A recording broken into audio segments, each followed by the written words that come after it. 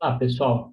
Nas últimas aulas, a gente vem discutindo conceitos de energia. A gente viu como a conservação de energia pode ser útil para a gente conseguir determinar certas propriedades da evolução de um sistema, mesmo para sistemas complexos, onde a gente não consegue determinar exatamente qual foi a trajetória do sistema.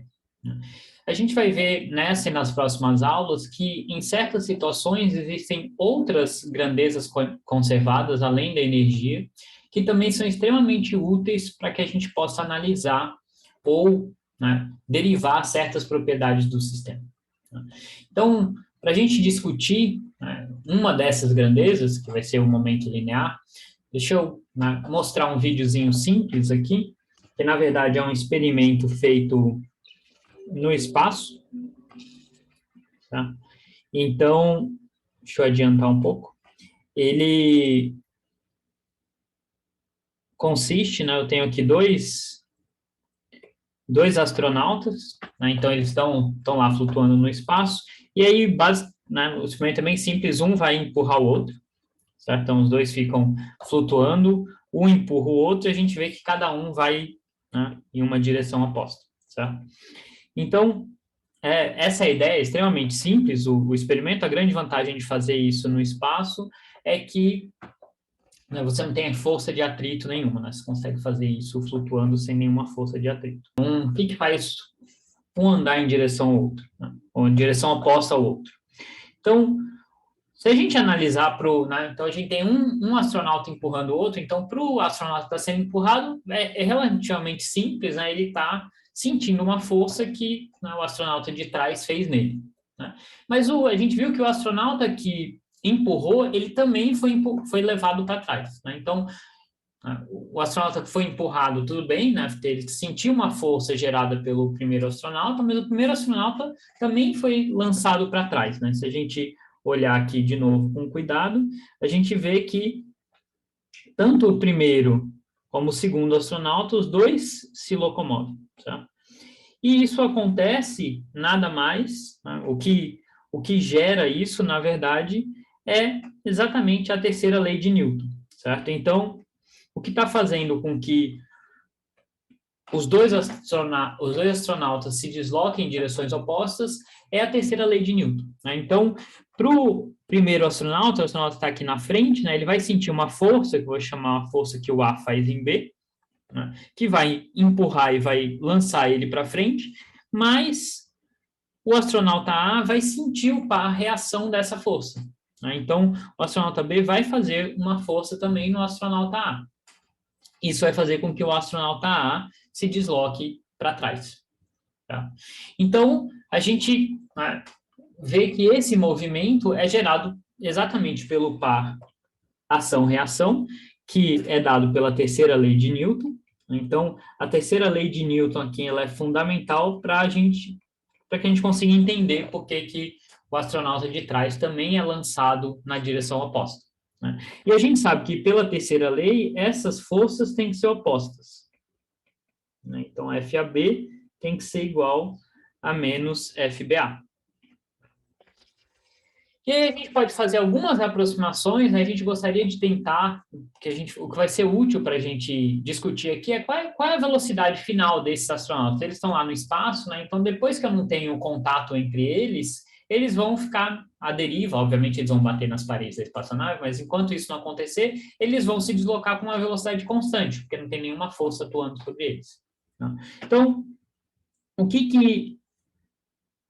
vai gerar essa velocidade constante é justamente essa força durante o contato, certo? Então, durante o contato,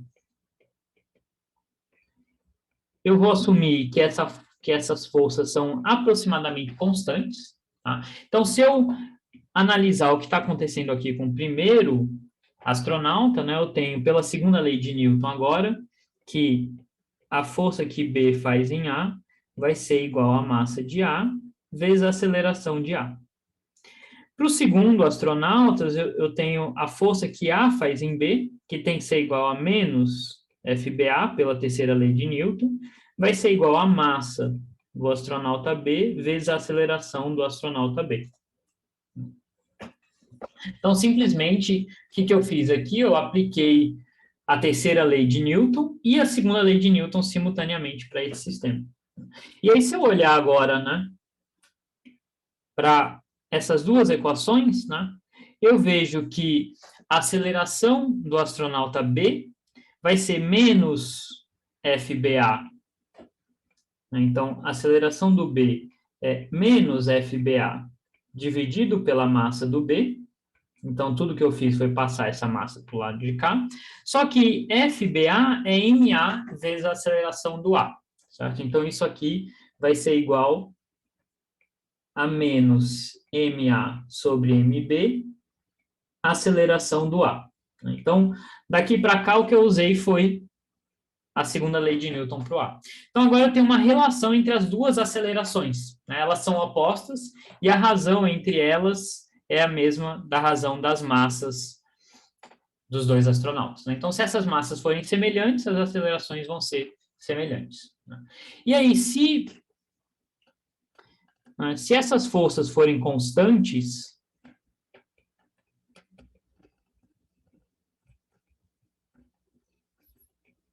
eu vou assumir que ela é, né, enquanto o primeiro astronauta está empurrando o segundo, enquanto eles estão em contato, eu vou assumir que, né, tem um intervalinho de tempo ali onde essas forças atuam, e eu vou assumir que ela é aproximadamente constante nesse intervalo de tempo.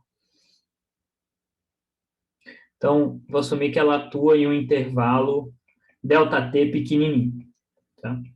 Então, se isso é verdade, né, se a força é constante, significa que a aceleração é constante também.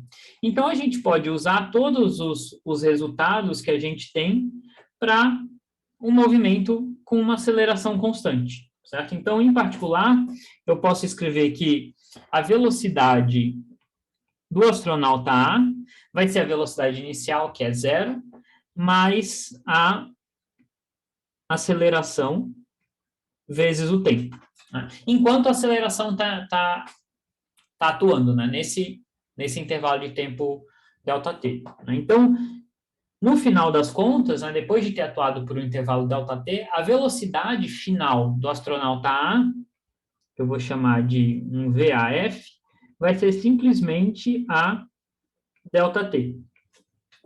A aceleração do astronauta vezes esse intervalo de tempo, foi o intervalo de tempo que a força atuou, tá? Depois desse intervalo de tempo, a força não atua mais, e aí a velocidade fica constante, tá? E para o astronauta B? Né? Para o astronauta B, a gente tem algo totalmente equivalente, né? A aceleração dele também vai ser constante, então a velocidade dele vai ser ABT.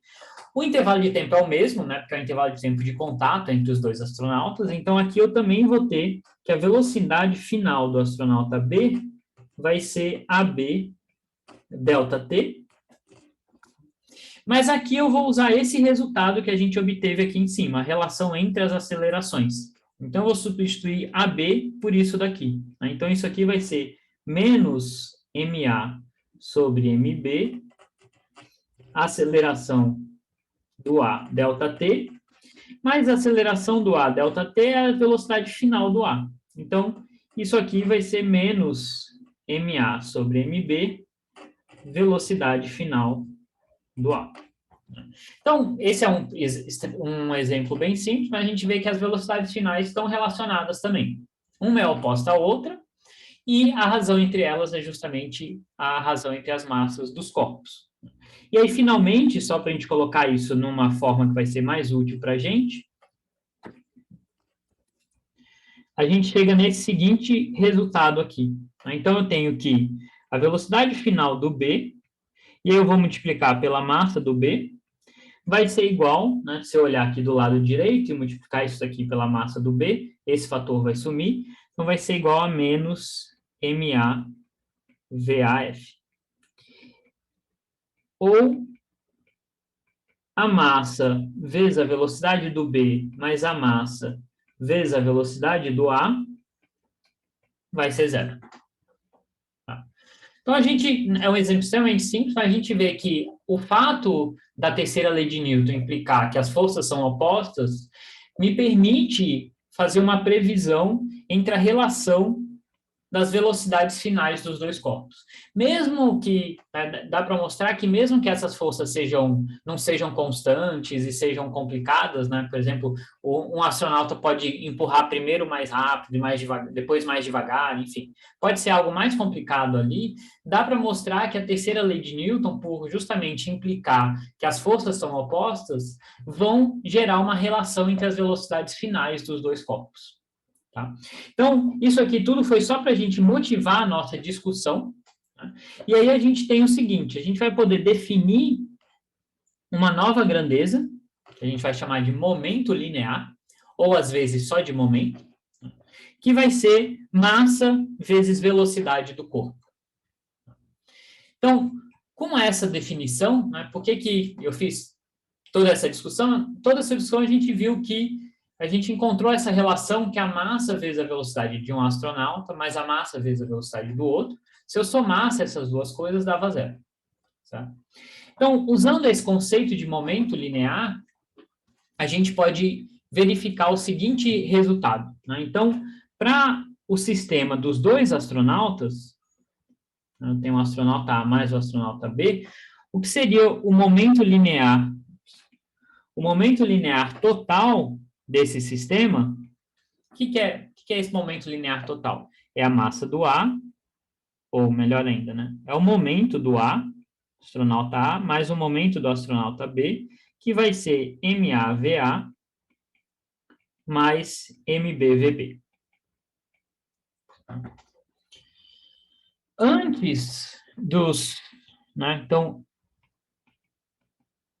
antes de ser empurrado, né, ou antes de um astronauta empurrar o outro, a gente vê que as velocidades deles eram nulas. Né? Então, se eu calculasse esse momento linear total, a velocidade de um é zero, a velocidade do outro é zero, o momento linear total antes do empurrão era zero. E após o empurrão, bom, meu momento total agora, a gente viu que vai ser massa vezes a velocidade do A, mais massa vezes a velocidade do B, e a gente acabou de mostrar que isso aqui continua dando zero. Né? Seria o meu momento final. Então, o que a gente chega dessa análise? A gente analisa que, nesse caso, né, devido à terceira lei de Newton, o momento linear total desse sistema, ele é conservado. Inicialmente ele era zero, e depois, por mais complicado que tenha sido a interação entre os astronautas, depois ele continua sendo zero, certo? Então, isso aqui é um exemplo simples que ilustra justamente a conservação de momento linear.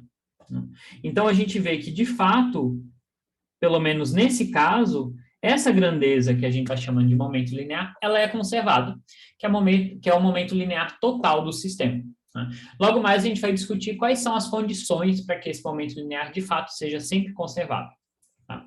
A gente vai ver que não é sempre o caso. Por exemplo, né? Se eu considerar somente o astronauta A, né? Então, em vez de considerar os dois ao mesmo tempo, vamos considerar somente o astronauta A. Nesse caso, o momento inicial dele era zero, porque ele estava parado, e o momento final vai ser a massa vezes a velocidade dele, que obviamente é diferente de zero. Certo? Então, a gente vê que, se eu olhar só para um astronauta, analisar só esse astronauta, o momento linear dele não é conservado.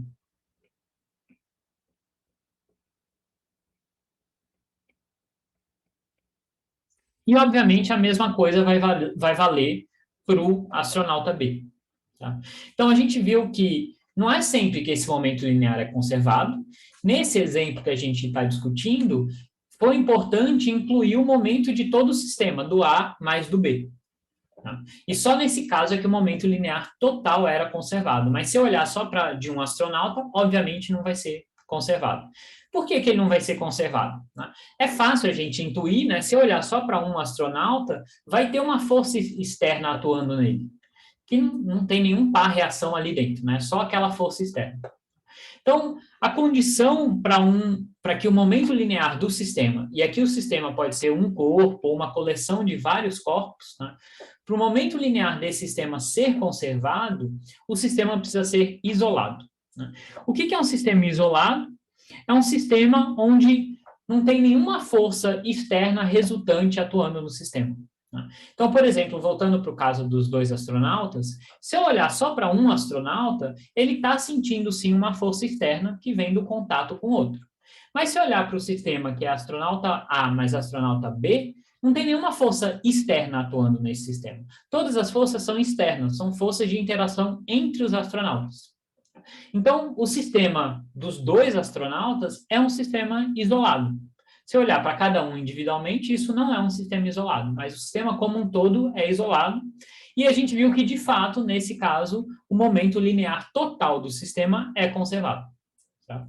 Então, sempre que eu tiver um sistema isolado, o momento linear vai ser conservado. Tá? Então, a consequência é que P é conservado, se o sistema for isolado. E quem que é P, né? P a gente tem que lembrar, é o momento total do sistema. Então, pode incluir uma soma dos momentos individuais de cada componente do sistema, né? Como no nosso caso, a gente tinha dois componentes que eram cada um dos astronautas. Tá certo? Então, vamos, só para a gente, né, praticar um pouquinho mais esse conceito de momento linear, ou, melhor ainda, de sistema isolado ou não isolado, vamos considerar alguns exemplos simples, só para a gente ver o que seria um exemplo de sistema isolado nesse caso. Então, por exemplo, se eu tiver 2 patinadores no gelo, né, e aqui a gente fala no gelo justamente para a gente poder desprezar a força de atrito, né? Se eu olho para os 2 patinadores, para o sistema dos 2 patinadores agora, esse é um sistema isolado. Significa que não tem nenhuma força externa atuando? Não. A gente sabe que, olhando para esse sistema aqui, eu tenho a força peso e a força normal atuando no sistema. Se eu fizer, imagina que eu considero todo esse aqui o meu sistema, eu tenho a normal e a peso, mas elas se cancelam. Então, a força externa resultante, de fato, é nula. Então, o que acontece se um patinador empurrar o outro aqui? A gente sabe que cada um vai numa direção oposta, e aqui é idêntico ao caso dos astronautas. A única diferença é que nos casos dos astronautas, de fato, não tinha nenhuma força externa. Aqui tem, mas a resultante é nula. Se a força externa resultante for nula, significa que o momento vai ser conservado. Tá? Então, esse é, sim, um sistema isolado. E aí, essas velocidades finais dos 2 patinadores vão ter a mesma relação que a gente obteve para os astronautas. Elas vão ser opostas e a razão entre essas velocidades vai ser proporcional à razão entre as massas dos patinadores. Um outro exemplo interessante também é, por exemplo, imagina que a gente tem um objeto aqui caindo sob a ação da força peso ou a força gravitacional. Se olhar para esse objeto, claramente ele não é um sistema isolado, porque tem uma força externa, que é a força peso, atuando nele. Tá? Então, esse não é um sistema isolado. Se eu quisesse considerar o que seria o sistema isolado nesse caso, eu precisaria incluir a Terra. Porque quem está fazendo essa força-peso no corpo A é o planeta Terra. E o planeta Terra também sente uma força, né, que é o par reação dessa força-peso, uma força gerada pela presença do corpo A. Então, esse sistema aqui, de fato, é um sistema isolado. O sistema A mais B é um sistema isolado e eu teria conservação de momento aqui. Tá? O que vai acontecer, obviamente, é que como a massa do planeta Terra é muito, infinitamente maior do que a massa de qualquer corpo que esteja caindo, né? Obviamente, qualquer corpo usual que esteja caindo sobre a sua superfície, a velocidade final do planeta Terra vai ser praticamente zero. Né? Porque a velocidade final vai depender da razão entre as massas. Né? Então, quando eu calcular a razão da massa desse corpo pela massa da Terra, isso vai ser aproximadamente zero, e aí a Terra basicamente não vai se mover. né? Mas se eu tivesse, né, um equipamento de altíssima precisão e se não tivesse mais nada acontecendo na Terra, né, se eu tivesse esse objeto caindo, a Terra seria atraída também em direção ao objeto e os dois, né, teriam uma velocidade. Mas a velocidade da Terra é extremamente pequena e desprezível para todos os efeitos, né? Mas a gente poderia sim aqui gerar ou ter um sistema isolado. Um outro caso interessante também é o caso, por exemplo, de um objeto que explode, né? E aí, só para simplificar, vamos supor que eu tenha, sei lá, um míssil explodindo no espaço, ou uma explosão em algum objeto no espaço. A explosão, né, gera um monte de forças internas, não tem nada externo atuando no meu objeto que explodiu. Tá? Então, se eu analisar esse objeto, depois ele explodir, ele está estilhaçado, eu vou ter uma conservação de momento aqui. Né? Então, por exemplo, se ele explodir em duas partes, né, e inicialmente ele estava em repouso, as velocidades vão ter que ser opostas. É exatamente da mesma maneira que os astronautas. Tá? Só que esse é um caso muito mais complicado, porque eu posso ter diversos corpos depois da explosão. Né? Então, a gente vê que a situação antes e depois nem precisa preservar o tipo de objeto que a gente tinha lá. Né? Antes eu tinha um único objeto, agora eu tenho vários objetos, mas como foram só forças internas que atuaram ali, não teve nenhuma força externa, eu ainda assim dá para mostrar, ainda assim é possível mostrar que o momento vai ser conservado. E um outro caso também bem clássico, que a gente usa em diversos exemplos, é também a colisão de bolinhas de bilhar. Né? Então, imagina que eu tenho aqui várias bolas em repouso, eu tenho a bola branca vindo aqui em direção com uma certa velocidade V0. Se eu desprezar o atrito, né, das bolas com a superfície, eu vou ter novamente um sistema isolado. De novo, nessas bolas eu tenho a força normal e a força peso, mas elas se cancelam, então eu tenho um sistema isolado.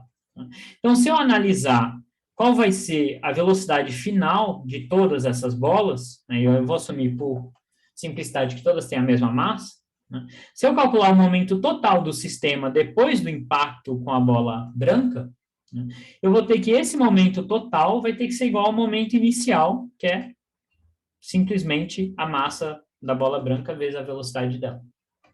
Então, de novo aqui, eu vou ter conservação de momento. Então, as velocidades de todas essas bolas, elas vão ter que ser tais que essa soma aqui me dá o momento total inicial, porque esse é um sistema isolado. Obviamente, se olhar para uma única bola, ela não vai ser um sistema isolado, porque ela vai sofrer a ação de outras bolas que estão fora desse sistema que eu estou considerando, e aí sim o momento dela não vai ser conservado. Mas se eu considerar todas essas bolas aqui, aí eu tenho conservação de momento. Mas algumas observações importantes com relação ao momento linear. Tá? Bom, né, como ficou óbvio aqui, isso é uma grandeza vetorial, certo? Então, o meu momento é um vetor. Tá? Então, quando eu vou somar os momentos, eu tenho que somar vetores. Tá? Então, quando eu quero calcular o momento total do meu sistema, eu tenho que somar esses vetores, ou seja, somar os vetores componente a componente. Não são soma de números. Né? No caso da energia, a gente tinha soma de números escalares. No caso do momento linear, a gente tem uma soma de vetores. Então, nesse sentido, é matematicamente um pouco mais complicado. Além disso, quando eu tenho a igualdade, momento linear inicial é igual ao momento linear final, o que eu tenho é uma igualdade de vetores. Né? Então, o meu momento...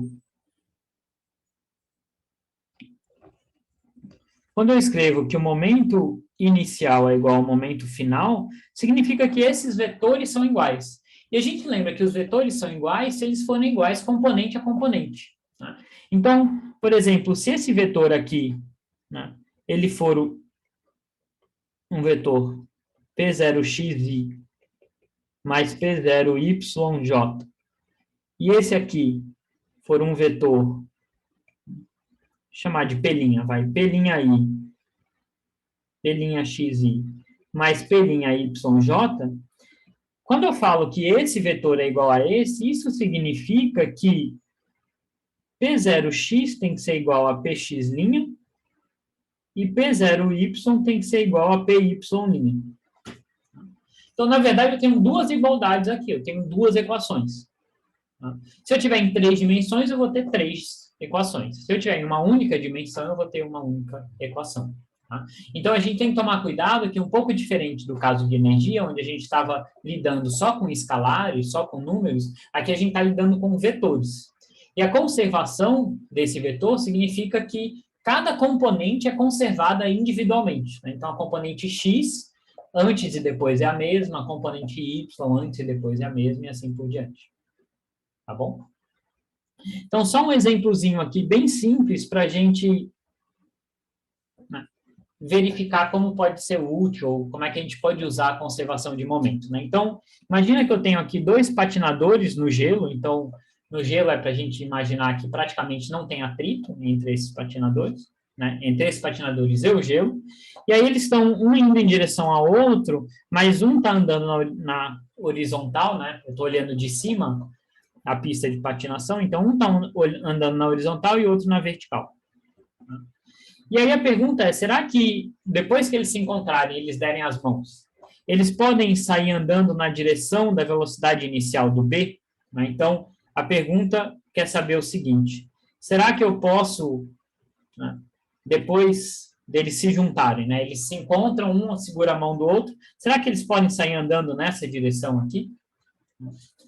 E a gente vai ver, a gente pode, como é que a gente pode responder essa pergunta? A gente pode considerar o sistema A mais B como um sistema isolado, porque não tem nenhuma força externa, Então, quando um encontra com o outro, pode até ser que um pegue a mão do outro, puxe, abrace o outro e faça qualquer coisa, mas todas essas vão ser interações internas ao sistema.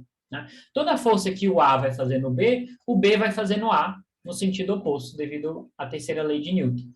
Então, não interessa o que eles façam, se um segura na mão do outro, um puxa o outro, um abraça o outro, não interessa, são todas interações internas ao sistema. Então, o sistema vai ser isolado. Então, eu tenho que ter conservação de momento se eu considerar o sistema como um todo, ou os 2 patinadores como sendo o meu sistema. Então, como é que a gente pode analisar isso? Bom, eu posso definir um sistema de coordenadas aqui, só para a gente poder escrever esses vetores.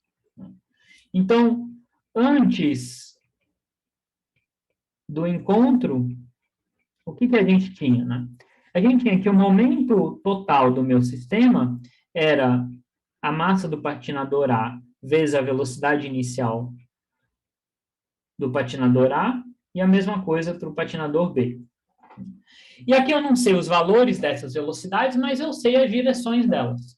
Então, por exemplo, eu sei que, adotando esse sistema de coordenadas, o patinador A tinha uma velocidade na direção I chapéu. Então, isso aqui eu posso escrever como MA, VA, I chapéu. E o B, ele tinha uma direção para baixo, então, tinha uma velocidade para baixo. Então, a velocidade estava na direção menos J chapéu. Então, esse é o vetor momento total inicial. Após o encontro, qual que seria o vetor momento total final? Bom, os dois estão com a mesma velocidade e para baixo. Então, eu vou ter MA VF mais MB VF. Então, eu vou ter MA mais MB VF. E VF está apontando para baixo. Então, isso aqui vai ser MA mais MB VF. VF na direção menos J chapéu. Então, vou ter um menos aqui. E se o sistema é isolado, eu deveria ter conservação de momento. Então, esse momento final tem que ser igual ao momento inicial. Se eu comparar esses 2 vetores, independente dos valores das velocidades, eu não vou ter como ter conservação de momento, porque esse aqui tem uma componente x e esse aqui não tem, só tem componente y. Tá? Então, a não ser que a velocidade inicial do A seja nula, seja ele esteja parado, não tem como o momento ser conservado aqui, a não ser a outra hipótese é que o meu sistema não é isolado, Eu estou considerando aqui sei lá, posso ter alguma força externa, algum tipo de atrito com o solo que vai modificar o momento dos meus patinadores. Mas se de fato o sistema for isolado, ou seja, não tiver nenhuma força externa resultante atuando nesse meu sistema, isso aqui nunca vai poder acontecer, tá bom? Então, a gente sabe, por exemplo, que se a gente vê isso acontecendo na prática, né, se a gente vê, não estou falando que é impossível de acontecer, mas se a gente vê isso acontecendo na prática, a gente já sabe na hora que teve alguma força externa. Por exemplo, um dos patinadores teve que forçar o patins contra o solo e aí gerar algum tipo de atrito para mudar a direção dos momentos, tá? E para o momento não ser conservado. Tá bom? Então, esse é só um exemplo simples, né, de conservação de momento. Na próxima aula, a gente vai discutir o que acontece, né, como é que a gente pode calcular o quanto o momento é modificado. Tá bom? Mas por essa aula era isso. Tchau, tchau.